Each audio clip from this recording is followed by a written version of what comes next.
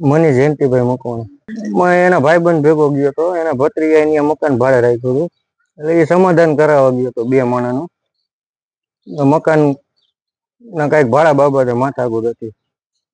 મને ખબર નહીં, આ ફાંકી ખાવા ઉભો હતો, વાંથી 7 જણા આવી પાઇપ ના ધોકા મારીને વયા ગયા. પછી શું થયું? પછી સીધા દવાખાને આવ્યા. હારા તમે જેના લગ્ન છે વિપુલભાઈ લગ્ન છે, કેટલા સંતાનો છે, શું વાત છે? એક જ છે સંતાન. શું કરે છે વિપુલભાઈ કામમાં? એ ખટારામાં જાય, કિલિન્ડર. એ જે ભાઈ ભેગો હતો એના જ ખટારામાં જાય. પછી તમે પોલીસ ફરિયાદ થઈ કે શું કરી છે? હા, એ આ સાહેબ આવ્યા હતા.